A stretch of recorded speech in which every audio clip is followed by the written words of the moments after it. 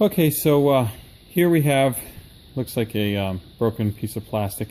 This was from a clip-on reading light, and there was two parts to it.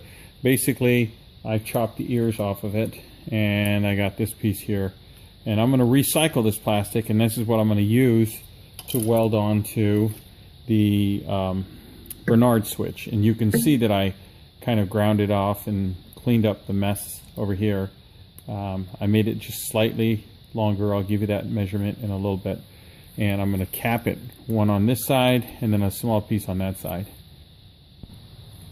Alright, so I'm going to grind this piece right here to fit on this. And the measurement, in case you ever want to do this on a Bernard torch, the model that I have, I showed you that earlier, from this edge to this edge, it's 11/16 of an inch that I took off. So,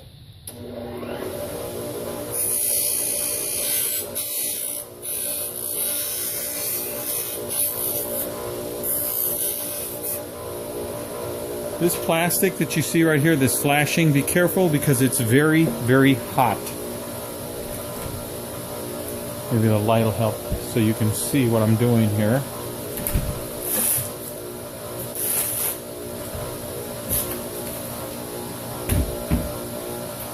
Alright, see that plastic flashing? It's very hot, so you want to wait till it cools before you peel it off. When you peel it off, it'll come out really clean. So I'm going to take that edge, excuse me. I'm going to take that edge off right there.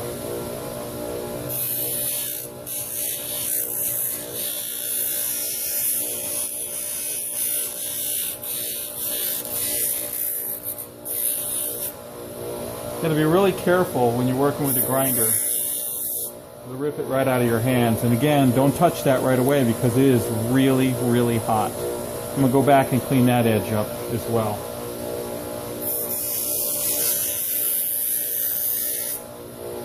Alright, so there it is. I'm going to now cut it to size and then I'll weld it to the Bernard torch. Okay, so what I did was, this is the piece of plastic that's going to go right over there. And then I laid it on like that on top. I take my little scratcher here and I scratched on here, and you can see very lightly where I need to cut, and I'm going to trim this piece so it fits on there. Alright, so taking my tin snips, I'm just going to trim right across the top edge that I just showed you, that mark that I did. Trim right across the top edge like that.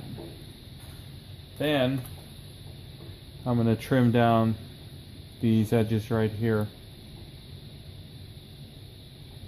And I like the tin snips because they cut the plastic pretty evenly. They do a good job, better than scissors or trying to file it. There's one.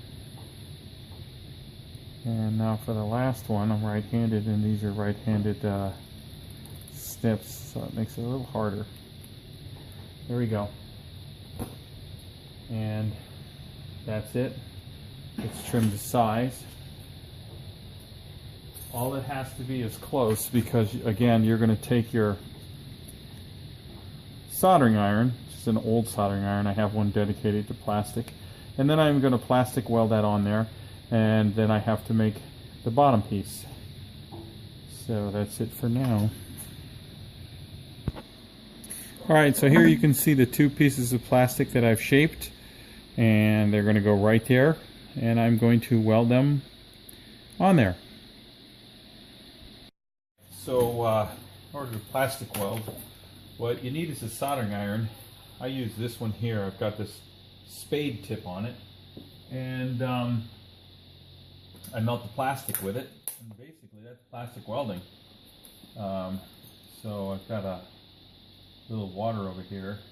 I use that to clean the tip on a sponge. Just wipe the sponge, and there you go. That's what it looks like after you clean the tip. So, first piece goes right here.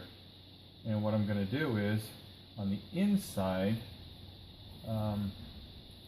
those metal tabs are almost touching, so I'm going to bend those before I solder. because once I once I weld the plastic on here, you can see there's not really enough room to get the connectors on there. So I'm just going to bend them just a little bit before I plastic weld.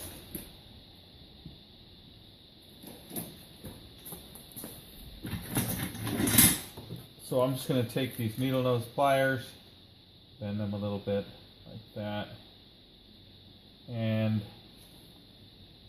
now when I put the plastic over here, you can see there's a gap. So I should be able to connect my wires. So we take the soldering iron and we're just going to melt the plastic. Just melt it together.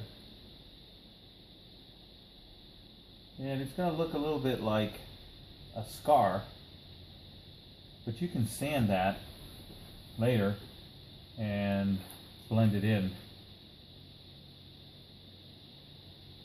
I don't recommend breathing in the smoke, so you should work in like a well ventilated area. Make sure that the smoke doesn't blow towards you. And I'm just going to keep melting it all the way down until the whole thing is joined.